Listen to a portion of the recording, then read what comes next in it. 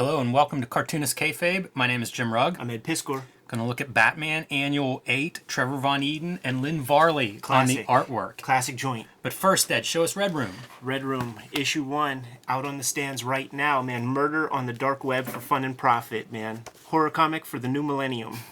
I guess it's still the new millennium in 2022. Sure. 2021. Probably have another decade of new millennial celebrations. The comic is a monthly comic. Every issue is completely standalone. These first issues are going quickly, so we had to put together a reprint that's going to come out within the next month and a half or something like that. If you see this, get your hands on the thing, man. Once again, they're all self-contained, coming out monthly, and if you want to read the comics before they hit paper, look at those baloney nipples. You could hit my Patreon up, patreon.com/EdPiskor. $3 to get you the archive there. I have 4 issues of comics up there right now, and it's always going to hit the Patreon before it hits paper. You could get to pre-order links and the Patreon on my link tree in the description below this video.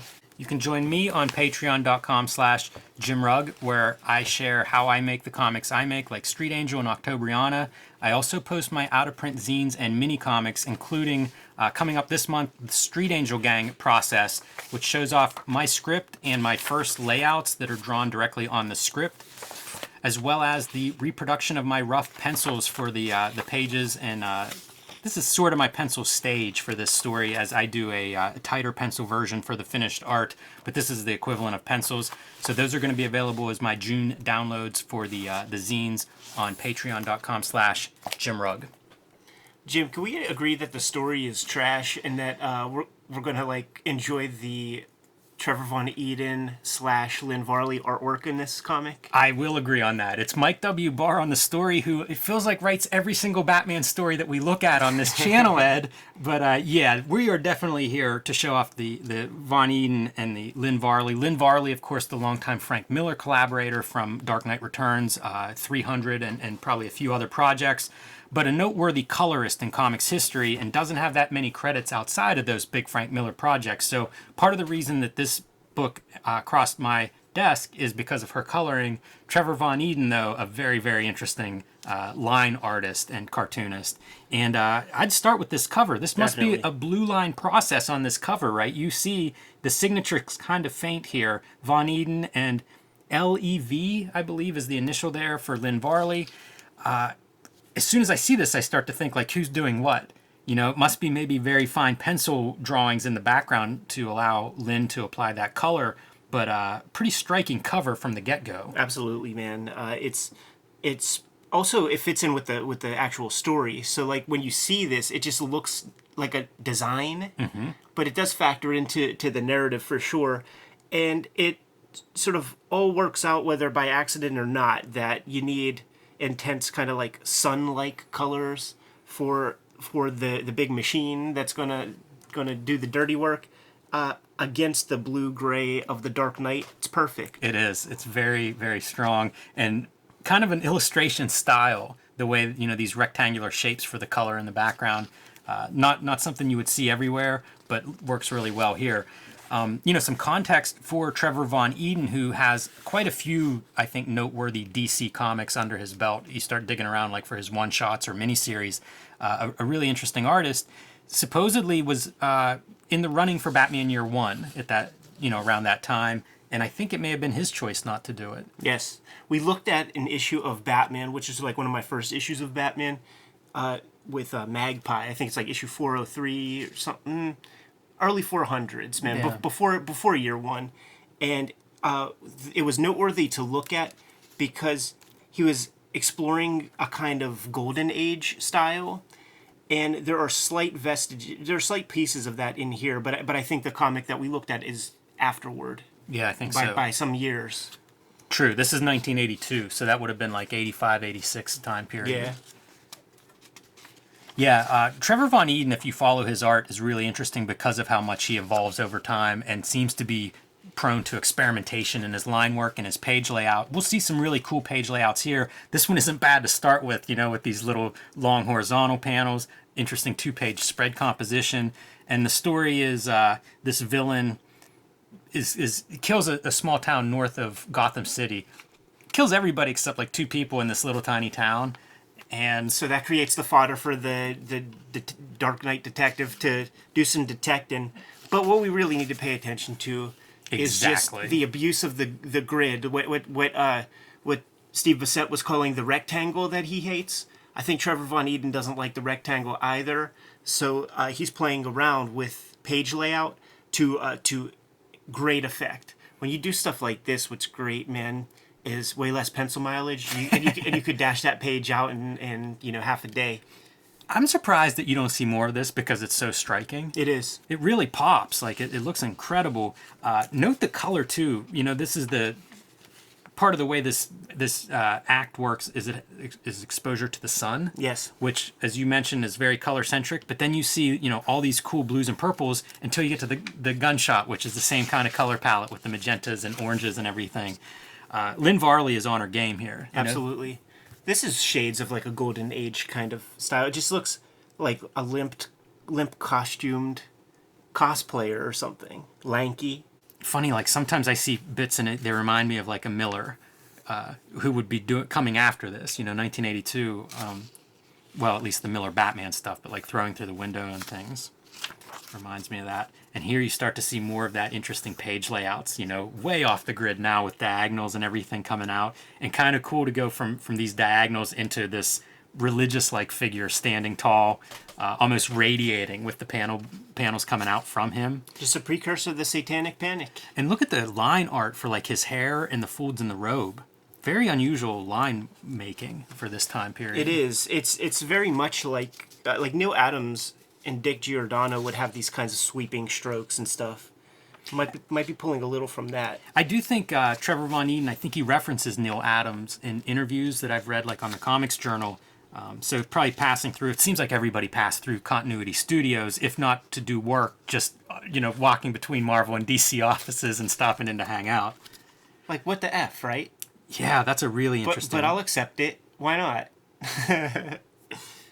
I didn't even notice that on my first read. Almost a symbol or something there. But the talking heads in front of their different color backgrounds, fun stuff. My print is way different than yours, man. Way more blotchy. Yeah, I like seeing that. It really feels like snow. When I was checking this out, I was like, what did Lynn do? Like she's playing around with like the actual plates to try to communicate atmosphere or something, but clearly not. This is just copy 333,099 or something. I like showing that stuff off because there's such a range, and you'll see it if you have multiple copies of stuff. Even if it's not that dramatic, sometimes it'll just be one color that's overprinting, and it'll be the reds being almost like saturated, like they printed it twice. Yeah. Yeah, you'll see it now and then if you look at enough of these, because there's probably several 100,000 of these things printed. And those rulers and the amount of ink on them definitely varies. And who knows, dirt, dust, something got on that one. I think the coloring, though, every page kind of impresses me. Conveying scene. And again, right, the totally different scene. And these sorts of diagonal lines, I don't know where that's coming from in comics. It feels like he's pulling that from something else. Yeah. All these guys, I also wonder like what they're looking at in terms of art in New York in the 80s. That seems like such a vibrant gallery scene. If you were conscious of it wandering around, I just wonder like if some of these influences come from there. Like Bill Sienkiewicz has talked a little bit about that. Trevor Von Eeden would be kind of a contemporary of that, and of that same area.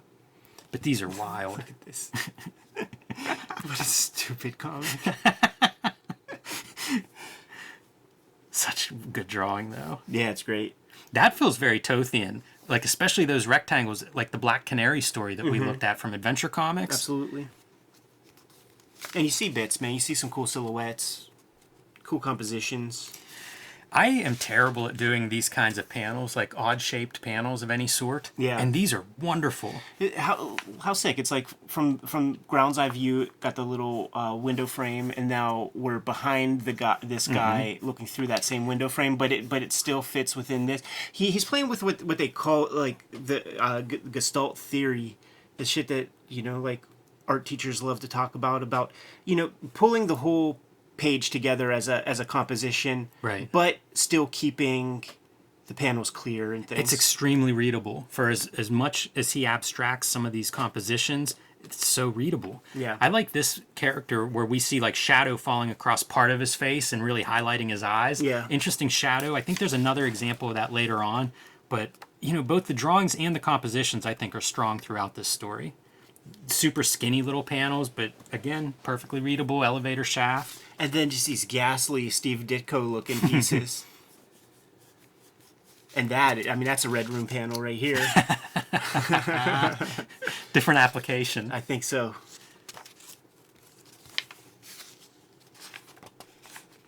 His Batman's so angular too, like the muscles and the way he's drawing Batman. You can see him do several Batmans throughout his career because he did like Outsiders, couple issues of Outsiders that feature Batman, and of course the issue that we looked at, that 401 somewhere in that area, and it's a very different Batman interpretation. But this angular one is pretty interesting to see. It's not what I think of with his art whenever I think of Trevor Von Eeden. Granted, he has a wide range, but this is a little bit different. Like, if I just seen an isolated image, I would actually point it toward, like, his later period, because he has that angular stuff. He brings that back, like, after this early 80s work. I was going to say Bernard Krigstein reminds me at times. This spread is absolutely awful for a Krigstein reference. Right. But some of the drawings that we've seen have certain line work. Not this piece right here, or even that right there, but, like, there's that panel-to-panel Krigstein, Master Race kind of stuff. This is kind of a neat DeLuca effect of Batman swinging along. That's wild. I'm not sure who this reminds me of in terms of art style, but I really like that drawing and the way he's doing like the line art for a color hold of shadow under the nose. Fucking Ra's al Ghul head sketch that he would throw down at a convention, I feel like, is what that looks like. It's really great. I think this comic had to be drawn quickly. It looks speedy. It looks speedy. And there's a lot, I mean, let's be frank, there's a lot of shortcuts here. There's a lot of negative space and stuff. That's true. Great faces, though, like whenever we see a close-up. And some of the line work here, I think, is very Krigstein-esque. Like some of those wavy lines behind him and some of the folds on the clothing. Look at this for a page composition. Absolutely. Wow. Yeah, still keeping up with that Gestalt theory stuff, man, where the gutters become the beams of this construct. It's almost the opposite of tangents. Or bad tangents. That's the thing, like I almost hesitate, because like you see it here too, I almost hesitate to talk about it too much, because the sort of phenomenon that I witnessed when we were really studying this stuff real hard, we had this stuff on our mind, and we all started drawing bad pages because we started putting in tangents thinking it was this. But this would be the examples to show of like the good version. And there are things that you have to do sometimes. Like when you have this harsh kind of parallel going up and down, like it's good to break that up with the dialogue balloon to separate it so that you don't go straight down, and you still read clearly. So I mean, this is not to be taken lightly, man. You got to be a good cartoonist to be fucking with There's this. so much phenomenal stuff happening throughout this comic. I like the way this arm is drawn. That shoulder is very, very distorted, and yet I think it works really well for a superhero figure. And then like these little, where you get a tiny little Batman, like that Batman's under an inch tall and is fantastic. Yeah. Just right in the middle of the page, middle of this action. And he's clearing out this room, and it reads pretty clearly as he's going through and doing stuff, soon as he despite pops all the crazy compositions. As soon as he pops the smoke, now Lynn knows different color composition for this moment. And you get the silhouettes and things, like they work well together. Yeah.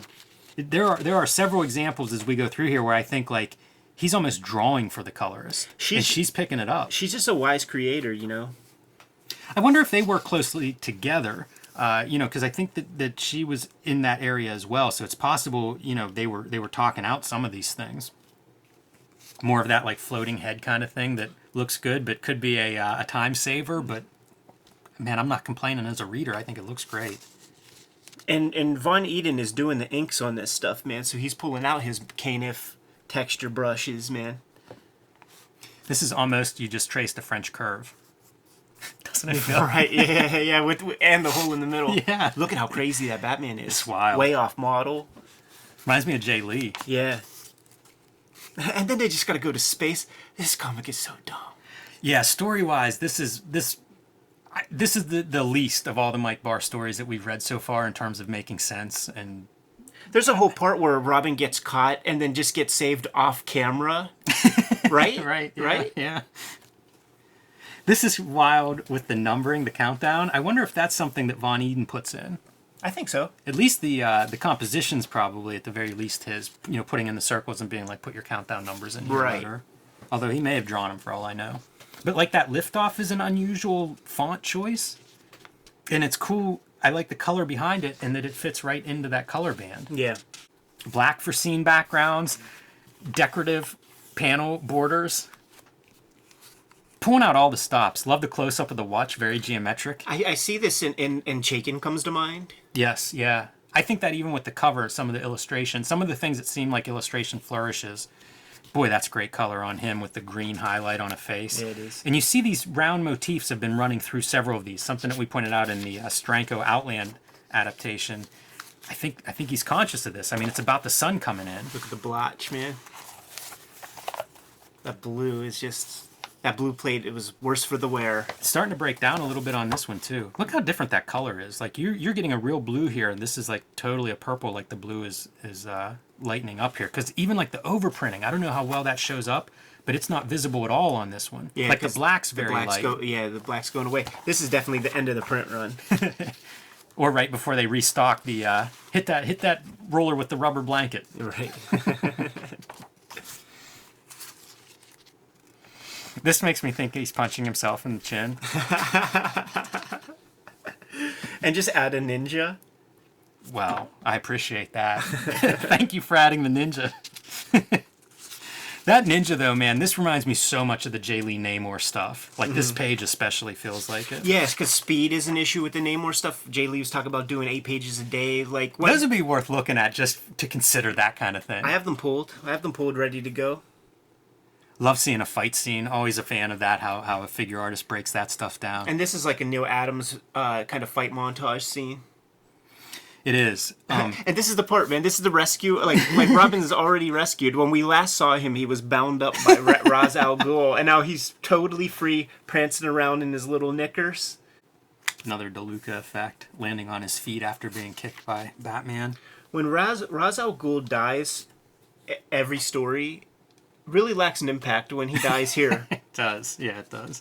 I like this color choice. It's continuous drawing, but it's broken into 2 panels, and the colorist reinforces that. It's almost like a stained glass window. Yeah, there's a lot in this comic that I will steal for color purposes in the future. Yeah, man. But seeing these ladies like Richmond Lewis, Lynn Varley, Tatiana Wood, like what they can do with that limited palette.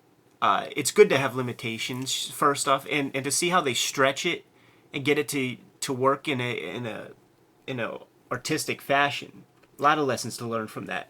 Yeah, this is one of the better examples too of that classic color palette. And you see that round motif continuing on. Like those buttons could be any shaped. They're circles because that's what's in this story. Yeah. Yeah, it's very minimal in a way. The Ra's al Ghul, the end of him. And why not? As you say, nobody believes this is the end. And just like, what the F, right? I love it. Yeah. Last thing we see is a circle. This whole last page is so good, man. Batman, not now, Robin. You may have lost her, yeah, but you saved Gotham. That's something. No, chum. That's everything. Let's go.